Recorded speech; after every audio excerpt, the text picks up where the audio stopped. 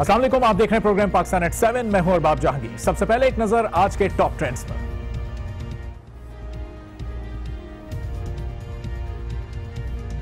फौजी अदालत का फैसला आ गया। दहशतगर्दी फैलाने के जुर्म में भारतीय एजेंट कुलभूषण को सजाए मौत सुना दी। सोशल मीडिया पर कुलभूषण ट्रेंडिंग में सबसे आगे। गुमशुदगी अगवा, पीपल्स पार्टी के हिमायतियों के पुरस्कार गुमशुदगी पर जियाले मैदान में hashtag arrest Asif Ali Zardari hot trend बन गया।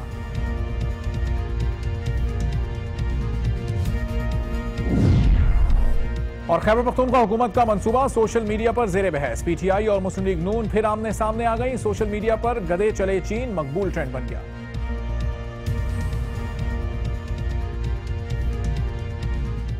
नाज़रीन, फौजी अदालत ने भारतीय खुफिया एजेंसी रॉ के एजेंट और भारतीय नेवल अफसर कुलभूषण को मौत की सजा सुना दी। Army chief general Qamar Javed Bajwa ने सजाए मौत की तौसीक भी कर दी। आईएसपीआर का कहना है कि कुलभूषण ने तमाम जराइम का एतराफ किया। कुलभूषण को दिफा का भी पूरा मौका दिया गया।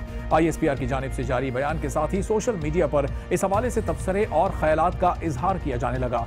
कुलभूषण को 3 मार्च 2016 को ईरान से आते हुए माशकेल से गिरफ्तार किया गया था। कुलभूषण उर्फ हुसैन मुबारक पटेल भारतीय नेवी का हाजिर सर्विस एहलकार है। इस खबर के मंजर पर आते ही तमाम हलकों की जानिब से इस फैसले को सराहा गया। वहीं पीपल्स पार्टी के चेयरमैन बिलावल भुट्टो जरदारी का एक दिलचस्प बयान सामने आया, जिसमें उन्होंने कहा कि किसी को भी फांसी की सजा नहीं दी जानी चाहिए। उन्होंने क्या कहा, पहले एक क्लिप आप देखिए।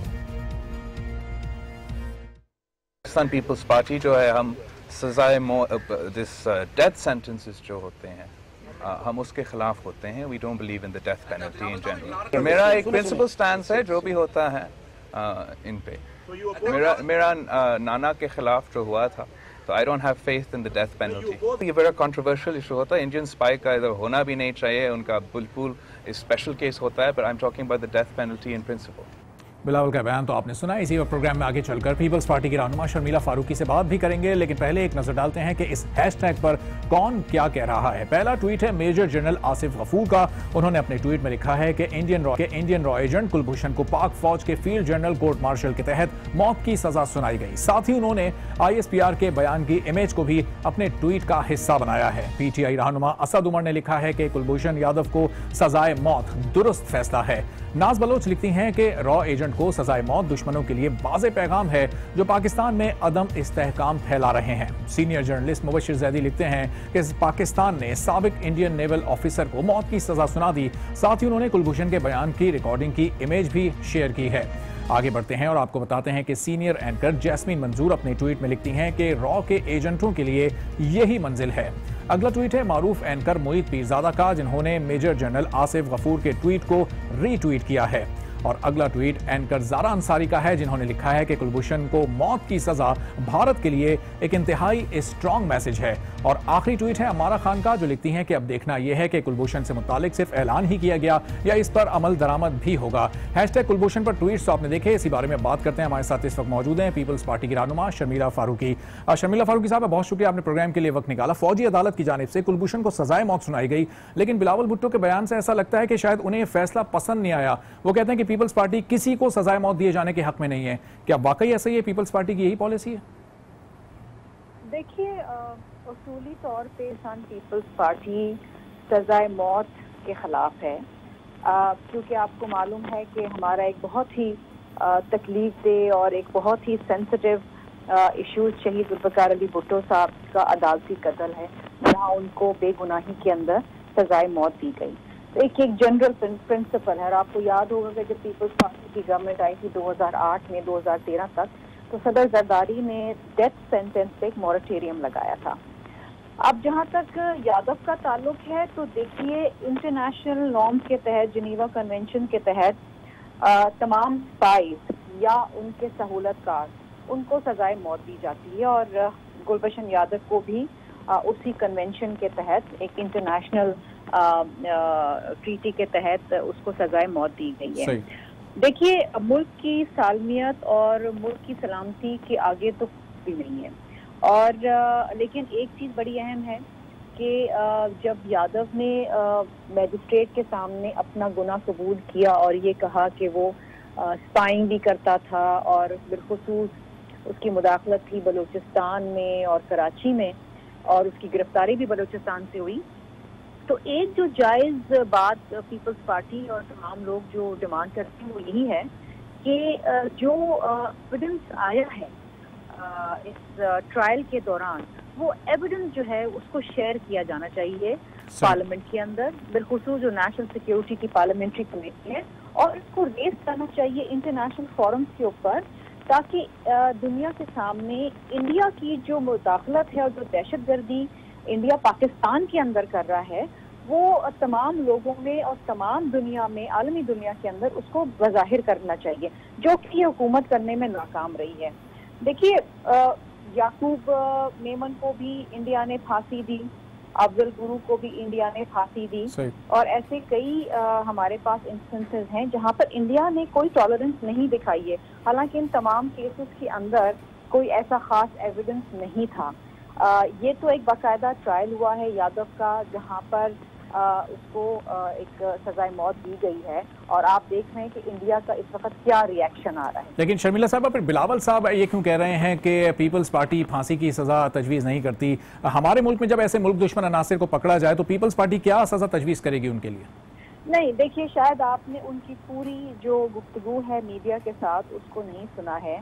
उन्होंने कहा है कि इन प्रिंसिपल पीपल्स पार्टी का ये मौक़िफ़ है कि हम सजाए मौत या डेथ सेंटेंस को हम नहीं सपोर्ट करते, लेकिन यादव का मामला बिल्कुल मुख्तलिफ है। वो एक स्पाई है, एक दहशतगर्द है, और उसको इंटरनेशनल कन्वेंशन के तहत उसको ये सजा दी गई जो दुनिया भर के अंदर होती है। देखें, मैंने अभी आपको इंडिया की एग्जांपल दी कि जहाँ पर उन्होंने ये तमाम जिस तरह अफजल गुरु है, अजमल का साहब था, just to quote a few examples, उसको सजाए मौत की है, और ये इंटरनेशनल कन्वेंशन के तहत है। तो ये देखिए ना, अब ये it's an entirely different subject all together. ठीक है शर्मिला साहब, पीपल्स पार्टी के जो लोग इस वक्त लापता हैं, कुछ उनकी भी बात कर लेते हैं। उनकी गुमशुदगी का जिम्मेदार पीपल्स पार्टी इस वक्त विफाकी हुकूमत को क्यों ठहरा रही है? तीनों लापता अफराद सिंध से गायब हुए, और यहाँ के लोगों की हिफाजत की जिम्मेदारी तो सिंध हुकूमत की अपनी है, फिर विफाक पर बगैर किसी सबूत के इल्जाम तराशी क्यों हो रही है? देखिए, किसी को बगैर अदालत में पेश किए या किसी को बगैर केस बनाए उसको उठा लेना, ये कौन करता है? जाहिरी बात है कि ये सिंध पुलिस तो कर नहीं रही, तो जाहिरी बात है कि इसमें हमें बज़ाहिर तौर पे तो यही नज़र आ रहा है कि फेडरल गवर्नमेंट की इसमें कहीं ना कहीं कोई कार्रवाई है, और वही लोग क्यों उठाए जा रहे हैं जो साबिक सदर आसिफ अली जरदारी साहब के करीब रहे हैं। And I think it's very very unfortunate, क्योंकि अगर किसी पे मुकदमा है, कोई ऐसी चीज है, तो फिर आप उसको सबके सामने आया करें, आप उसे अदालत में पेश करें, आप उस पर मुकदमा बनाएं, मुकदमा चलाएं। ठीक है। अच्छा शर्मिला साहब, ये भी बता दीजिएगा आखिर में कि सोल्जर बाजार में जिस स्कूल को मुनज़्ज़म किया गया है उसके लिए आपने फंड्स भी जारी करवाए थे जब आप वजीर थी, अब इसको किसने और क्यों गिरा दिया, और पुलिस कोई कार्रवाई क्यों नहीं कर रही वहां पर? देखिए, ये इंतहाई अफसोसनाक बात है। मैं हमेशा एक चीज़ कहती हूँ कि हमें अपने जो असासे हैं, बिलखुसूस जो सकाफती असासे हैं या जो हमारी हेरिटेज साइट्स हैं, उनको उस तरह प्रोटेक्ट करना चाहिए जिस तरह हम अपने एटमी असासों को प्रोटेक्ट करते हैं। देखिए, जब मैं वजीर थी सकाफत की, तो मैंने बिलखुसूस कोशिश करके इस साइट को हेरिटेज डिक्लेयर करवाया और एक स्कीम भी डाली, जिसके लिए कंसल्टेंट को पैसे भी दे दिए गए थे और वर्क ऑर्डर भी इशू कर दिया गया था। मुझे नहीं मालूम कि क्या ऐसी वजूहत है कि इस पे काम नहीं हुआ और रातों रात इस बिल्डिंग को गिरा दिया गया। मैंने वजीर तालीम की गुफ्तगू सुनी और उन्होंने कहा है कि ये उनके लिए भी एक मुअम्मा है और उन्होंने पुलिस को कसूरवार ठहराया है। अब आईजी सिंध का जहाँ तक मैंने देखा है, सुना है, वो यही है कि उन्होंने एक इंक्वायरी बिठाई। आई एम श्योर वो इंक्वायरी जो रिजल्ट सामने लाएगी या जो इंक्वायरी रिपोर्ट में होगा वो सही होगा, जो भी हो। लेकिन जिसने भी गिराया है उसमें पुलिस की गफलत जरूर है, क्योंकि पुलिस कहाँ थी? अगर 50-60 लोग हैवी मशीनरी लेके आके एक बिल्डिंग को गिरा देते तो उसमें पुलिस की कहीं ना कहीं जो है वो एक कलूजन आपको नजर आती है अनफॉर्चुनेटली। तो जो भी है उनको सजा जरूर मिलनी चाहिए। ठीक है, कसूरवारों को सजा जरूर मिलनी चाहिए और पुलिस की गफलत भी इसमें वाज़ेह तौर पर देखी। पार्टी की रहनुमा शर्मिला फारूकी हमसे गुफ्तगू कर रही थी। शर्मिला, आपका बहुत शुक्रिया, अपने प्रोग्राम के लिए वक्त निकाला। प्रोग्राम में अभी शामिल करेंगे एक ब्रेक और ब्रेक के बाद बात करेंगे अपने अगले टॉप ट्रेंड की। देखते रहिए पाकिस्तान एक्सेप्ट।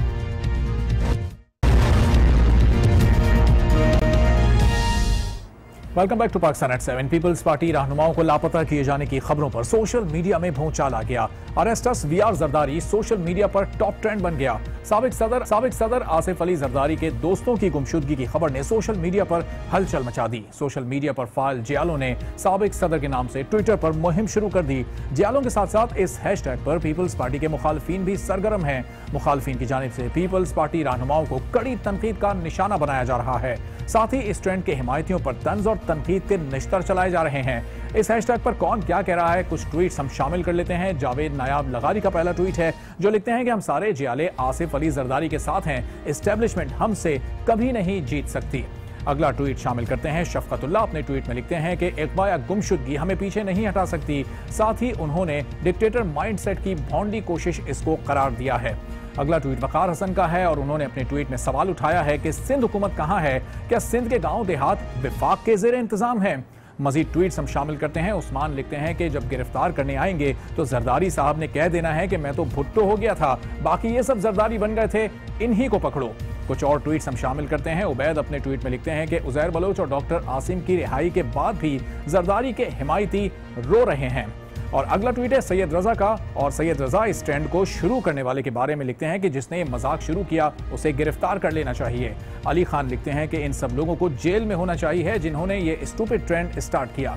आयशा अब्दुल्ला लिखती हैं कि या अल्लाह मैं पनाह मांगती हूँ शैतान मरदूद से और इस ट्रेंड सेटर से, आमीन। रामिस अली खान लिखते हैं कि ट्विटर मिल गया तो मतलब कुछ भी बकवास करोगे। नाइल बल्ती कहते हैं कि किस किस्म के लोग हैं जो अरेस्ट वीआर जरदारी पर ट्वीट कर रहे हैं। साबित हो गया कि जैसे लोग होते हैं वैसे ही लीडर उन पर मुसल्लत किए जाते हैं। और आखिरी ट्वीट है काशिफ का, और काशिफ लिखते हैं कि इस ट्रेंड को देखकर मेरी हंसी छूट गई। अरेस्ट वीआर जरदारी को अरेस्टस विद जरदारी भी कहा जा सकता है। हैशटैग अरेस्टस वीआर ये ट्वीट्स आपने देखे। और अब आज के तीसरे टॉप ट्रेंड हैशटैग खोते चले चीन की बात करते हैं। और एक जानिब तो पाक चीन इख्तिसादी राहदारी के तहत बड़े बड़े मंसूबे और भारी सरमायाकारी हो रही है, तो दूसरी तरफ खैबर पख्तूनख्वा हुकूमत का नया मंसूबा है जिसे सोशल मीडिया पर बहुत ज्यादा डिस्कस किया जा रहा है। खैबर पख्तूनख्वा हुकूमत ने गधे एक्सपोर्ट करने के प्रोग्राम का आगाज कर दिया। इस प्रोग्राम के तहत गधों की अफजाइश नस्ल की जाएगी। मंसूबे पर इब्तिदाई मरहले में 1 अरब रुपए की लागत आएगी। हैशटैग खोते चले चीन पर लोग क्या कह रहे हैं, कुछ ट्वीट्स इस हैशटैग के बारे में शामिल कर लेते हैं। नईमुर रहमान अपने ट्वीट में लिखते हैं कि अगर गधे चीन एक्सपोर्ट हो गए तो इसका मतलब है कि मुल्क सियासतदानों से पाक हो जाएगा। सना बतूल लिखती हैं कि इमरान खान की परवेज खटक को चीन से मुआहदा कैंसिल करने की दरखास्त, अगर सारे गधे चीन चले गए तो वोट कौन देगा।